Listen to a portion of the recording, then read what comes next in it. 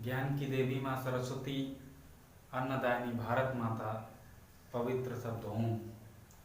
सर्वप्रथम उन सभी लोगों को हाथ जोड़कर नमस्ते जो इस ग्रुप से जुड़े हुए हैं और हमारे वीडियो को देख रहे हैं। मैं सभी को हाथ जोड़कर नमस्ते करता हूँ। जैसा कि आप लोग जानते हैं, आर्ट की तीसरी क्लास हमारी होने वाली है और आप लोग ज़्यादा से ज़्यादा इस वीडियो को शेयर करें, लाइक करें और सब्सक्राइब ज़रूर कर लें, जिससे आने वाले वीडियो और सूचनाएं आपको मिलती रहें।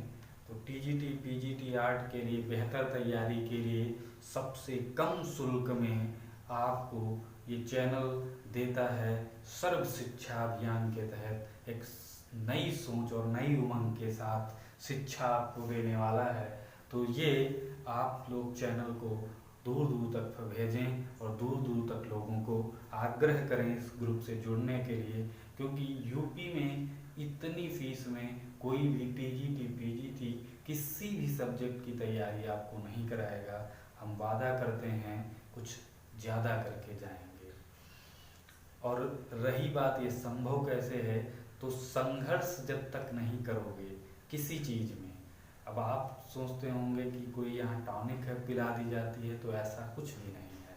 आप संघर्ष नहीं करोगे तो आपके जीवन में हमेशा दुख रहेगा। इसलिए हर एक चीज़ का सॉल्यूशन है मेहनत। मेहनत करेंगे और आपसे करवाएंगे और वादा है आपसे अच्छा रिजल्ट आपको ला कर दिखाएंगे। आप लोग ही सफलता की उस ऊंचाई को छुएंगे। तो बिना संघर्ष कुछ भी नहीं हो सकता है। तो आप लोग मेरे साथ संघर्ष करते रहें, हम भी करेंगे और आप भी करते रहें तो सफलता ज़रूर मिलेगी। बिना संघर्ष कुछ भी संभव नहीं है। वो बहुत सारी ऐसी चीज़ें हैं, अगर हम सोचें कि कुछ बिना किए हमें प्राप्त हो सकता है तो ऐसा असंभव है। तो आप लोग कुछ करें और आगे बढ़ें। मैं दो पंक्तियों के माध्यम से आपका उत्साहवर्धन करता हूँ, उसके बाद अपनी क्लास चालू करता हूँ। देखिए, जब तक जान है तब तक लड़ेंगे, जब तक जान है तब तक लड़ेंगे, या तो जिएंगे या तो मरेंगे। रण छोड़कर भागना मरने से कम है क्या? रण छोड़कर भागना मरने से कम है क्या? इसलिए युद्ध लड़ेंगे और लड़कर मरेंगे, युद्ध लड़कर मरेंगे। और जीत हार तो होती रहती है। तो आप लोग इस पंक्तियों के माध्यम से अपनी क्लास को आगे बढ़ाते हैं। जैसा कि मैंने पिछली वीडियो में आपको बताया था, आज मेरी क्लास कला के प्रकारों पर रहेगी। कला के कितने प्रकार होते हैं ये आप आज जान जाएंगे। और फिर देखिएगा, कला के प्रकार से कोई भी क्वेश्चन आपको मिलेगा नहीं। और टीजीटी पीजीटी किसी चीज़ में आप देखिएगा, कला के प्रकारों के बारे में फिर कोई क्वेश्चन उठेगा तो आप लोग उसको ज़रूर हल करोगे। यहीं से क्वेश्चन आएगा, जहाँ से हम पढ़ाएंगे उसी से क्वेश्चन आएगा, अदर से क्वेश्चन नहीं बनेगा। लेकिन आपको मैं बाहरी जानकारी भी देता रहूँगा। तो हम सबसे पहले बात कर लेते हैं कला।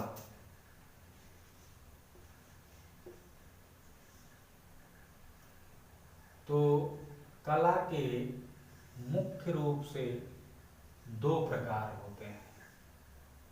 कितने प्रकार? मुख्य रूप से दो प्रकार। और हम इसी कला शब्द से कला के प्रकार दो आपको निकाल के दिखाते हैं कि कैसे होते हैं। कला दो वर्णों से मिलकर बनी होती है, एक का और एक ला। सभी लोग देख रहे होंगे, एक का और एक ला मिला करके कला का निर्माण हुआ है। तो का से एक हम लिख देते हैं यहाँ पर काम योगी कला, काम योगी कला, या इसी को कहते हैं उपयोगी कला। उपयोगी कला। का से काम योगी कला या उसी को कह सकते हो आप उपयोगी कला। अब ला से एक होती है ललित कला। ललित कला तो जैसा कि आप जानते हैं कलाएं तो बहुत प्रकार की होती हैं, लेकिन हम चित्रकारी में पढ़ते हैं तो हमें कुछ ऐसा होना चाहिए जिसका एक हम प्रयोग जान सकें। तो वैसे तो पुराणों में हमारी बहुत सारी किताबों में अन्य अन्य कलाओं के बारे में जानकारी है, मैं भी उस पर भी चर्चा करूंगा अभी थोड़ी देर में। पहले हम अपनी उपयोगी कला और ललित कला के बारे में जान लेते हैं। अब बात करते हैं काम योगी की कला की। तो काम योगी कला या उपयोगी कला, उपयोगी कला मीन्स जो हमारे उपयोग में आती है, दिनचर्या से जुड़ी है हमारी, उसको हम उपयोगी कला कहेंगे। मतलब हमारे काम से अगर जुड़ी कोई कला है तो वो हमारी काम योगी कला, या उसे हम कह सकते हैं हमारी उपयोग की कला होती है, तो उपयोगी कला। जैसे हम बात करें यहाँ पर सुनारगिरी। सुनारगिरी तो सुनारगिरी जो है सोने चांदी का काम करने वाला उस सुनारगिरी के अंतर्गत आ जाता है। वो कला हो जाती जो सुनारगिरी है, वो सोने चांदी और आभूषण के काम करने वाली, वो हमारी कला एक हमारे काम से जुड़ी रहती है, इसलिए हम उसे कह सकते हैं सुनारगिरी, या और भी कुछ नाम है। तो ये जैसे सुनारगिरी हो गई, और उसके बाद आ गई बढ़ाईगिरी। बढ़ाईगिरी, कताई, कताई, बुनाई आदि ऐसी अनेक कलाएं हैं जिन्हें हम अपनी काम के रूप में प्रयोग में लाते हैं, इसीलिए हम इसका नाम काम योगी कला या हमारे उपयोग की कला होती है तो उपयोगी कला के नाम से जानते हैं।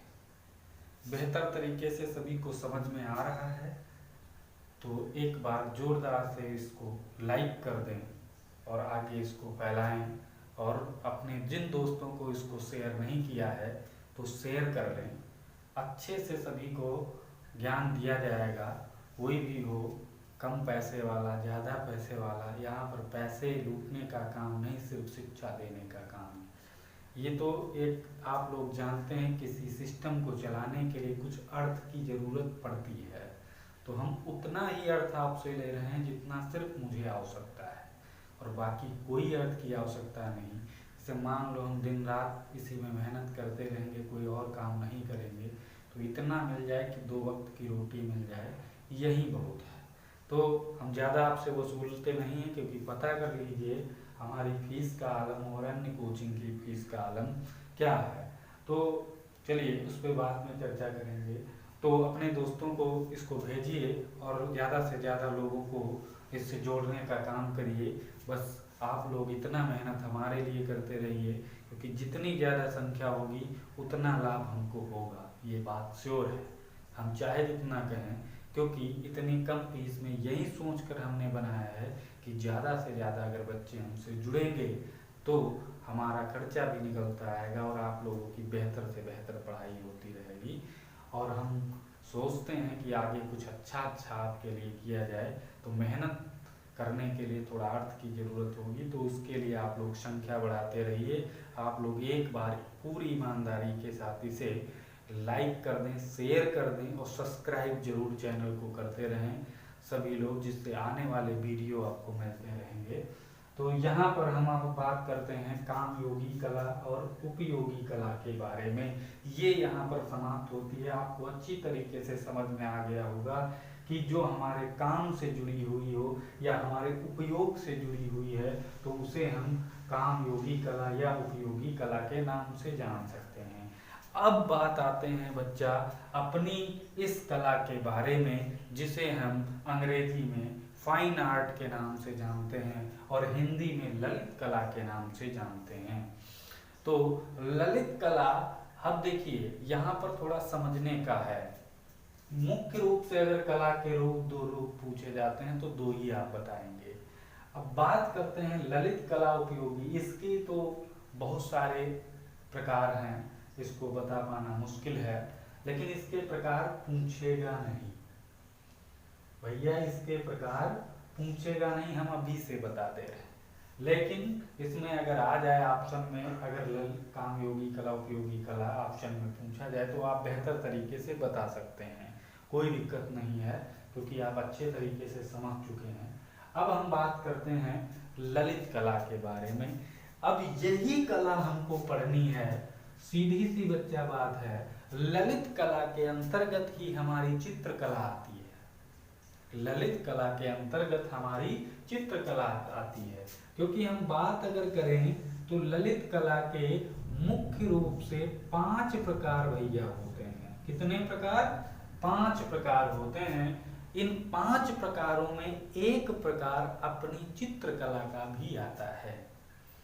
तो आप लोगों को ये कला ना पढ़ करके इधर वाली कला को आप लोग पढ़ेंगे ध्यान से और मन लगाकर। इसी पे हम विस्तार से चर्चा करते रहेंगे, क्योंकि इसका साथ हमारा बस यहीं तक था, तो इसका साथ यहीं छोड़ेंगे और हमें इस कला पर ध्यान देना है, यानी ललित कला पर विशेष ध्यान देना है, क्योंकि हमारे लिए ये उपयोगी कला है। और ये नाम हालांकि इसका उपयोगी है, वो हमारे काम के लिए उपयोगी कला होती है, लेकिन ये हम लोगों के काम की कला है, इसलिए ललित कला पे ध्यान देना है। तो ललित कला के 5 प्रकार जैसे होते हैं, जिससे पहला नंबर जो है उसमें आता है चित्रकला। पहला नाम आता है चित्रकला। दूसरा नाम अगर हम बात करें तो आता है मूर्तिकला। मूर्ति कला। अगर तीसरे नाम की हम बात करें तो इसमें आता है वास्तुकला। वास्तुकला। अगर चौथे नंबर की बात करें तो ये आती है संगीत कला।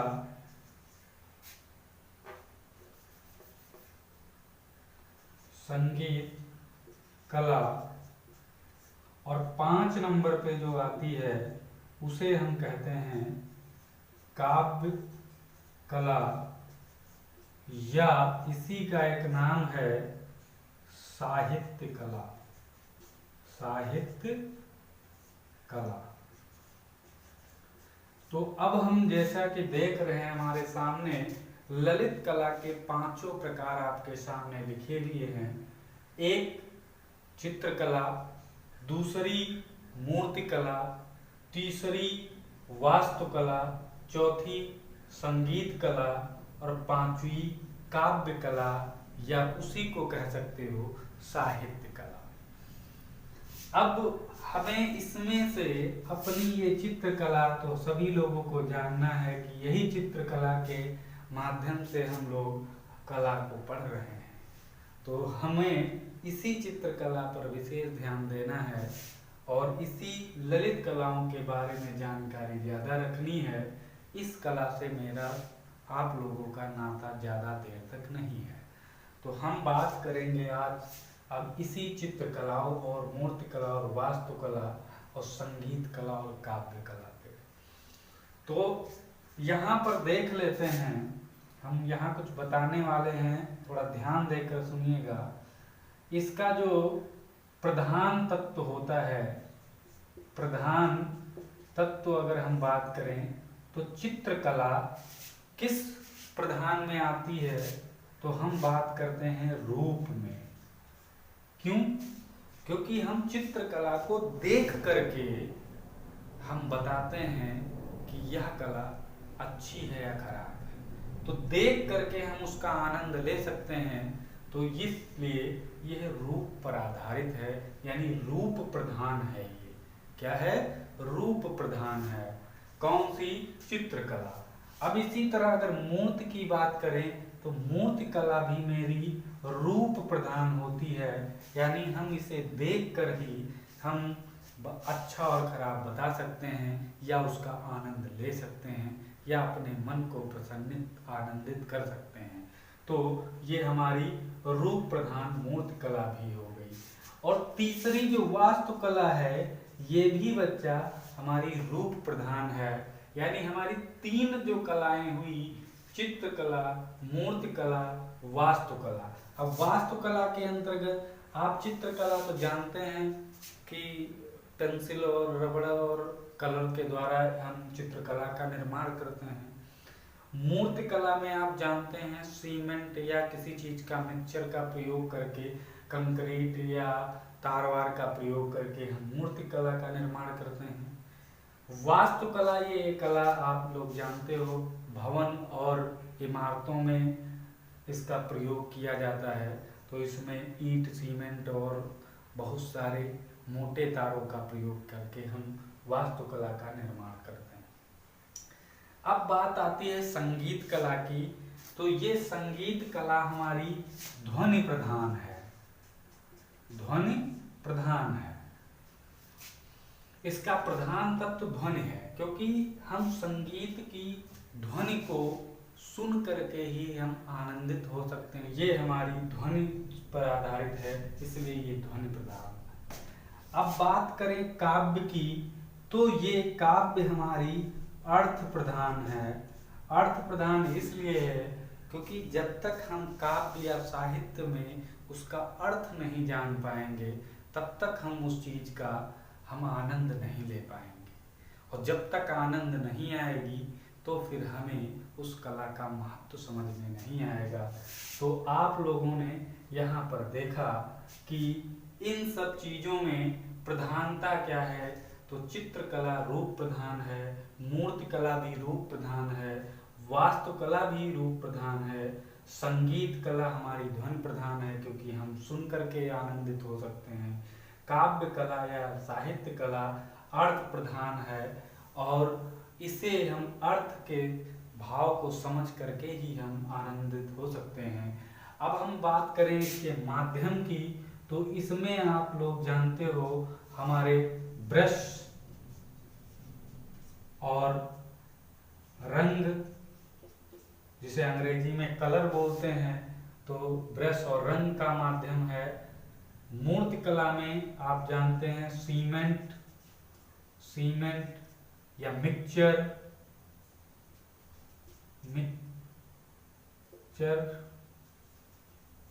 या तार का प्रयोग। आज जो चीज भी मूर्ति बनाने में प्रयोग होता है उसको हम लिख सकते हैं। वास्तुकला में जैसे ईंट है, सीमेंट और मोटे तारों का प्रयोग करके। और संगीत कला में हम किस चीज का, स्वर, नाद, ताल आदि चीजों का प्रयोग करते हैं। काव्य कला में हम शब्द और अर्थ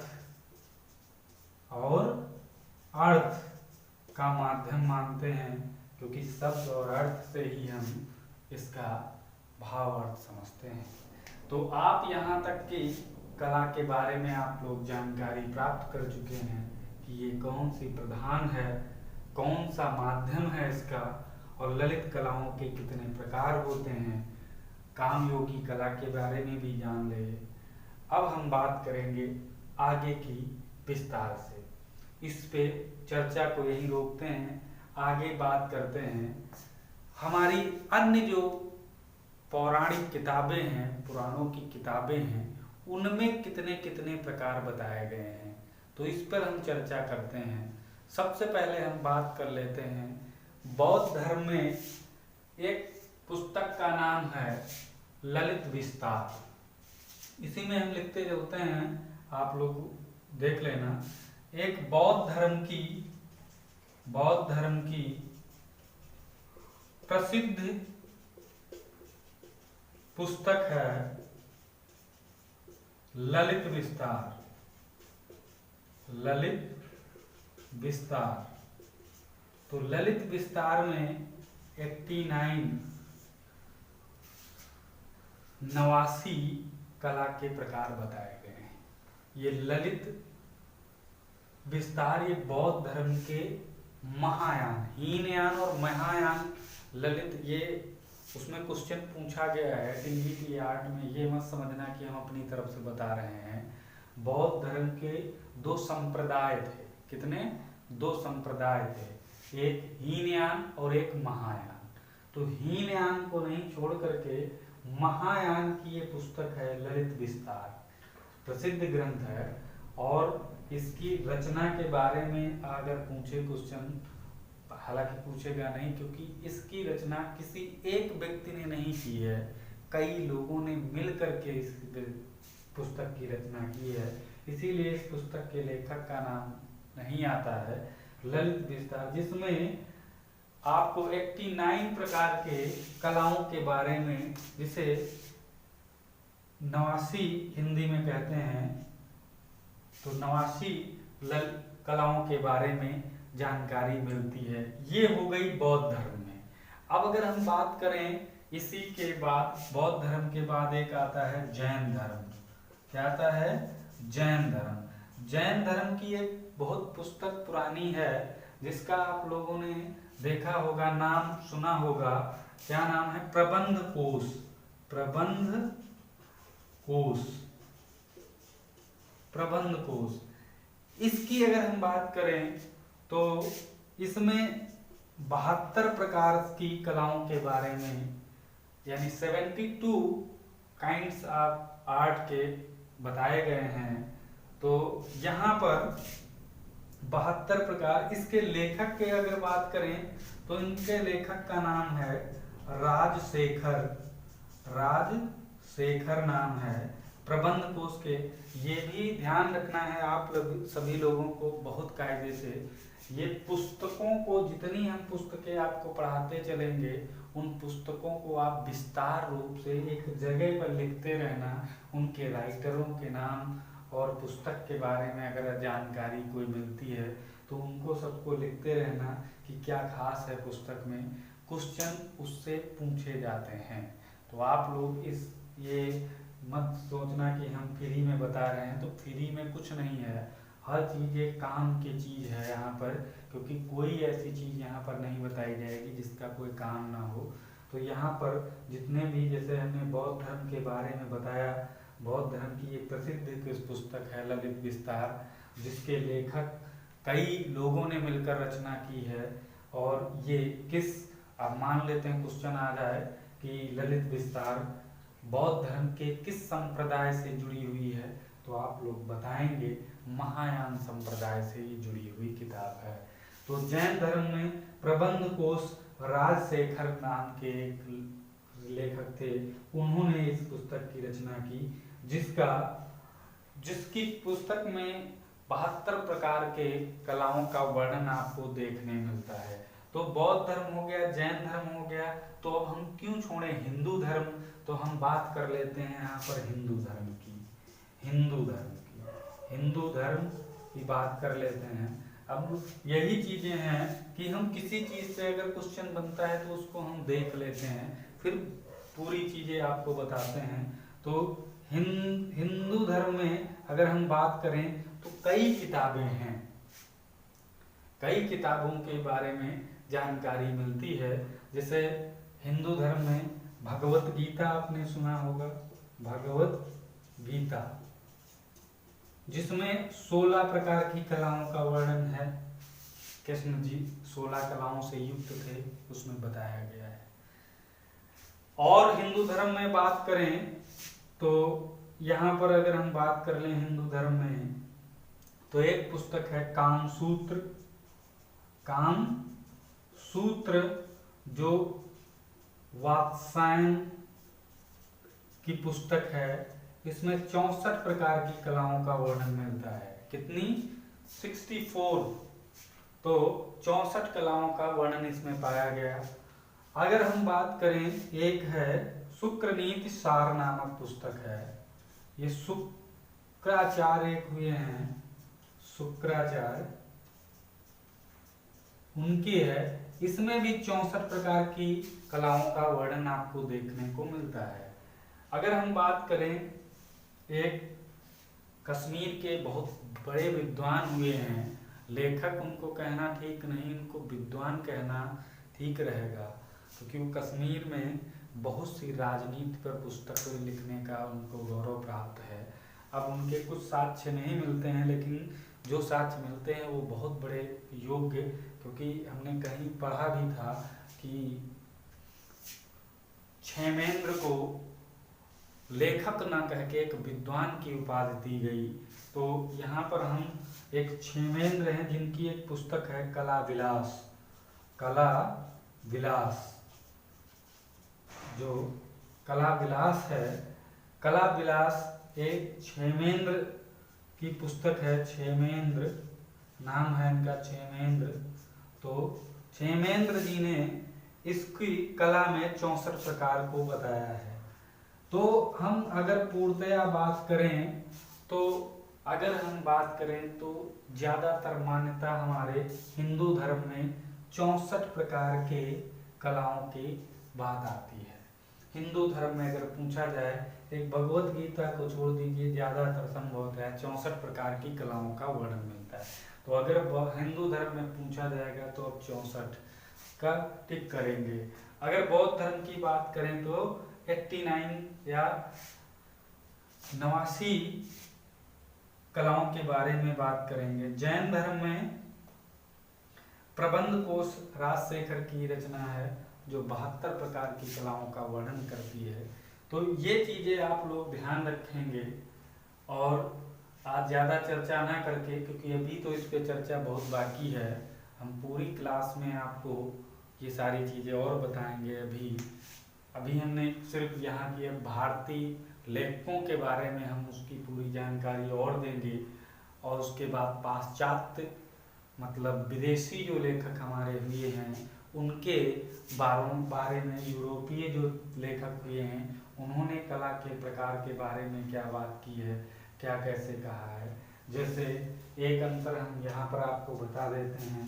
जैसे अपने यहाँ भारत में चित्रकला को ललित कलाओं में श्रेष्ठ माना गया है। अगर बात करें पाश्चात्य जगत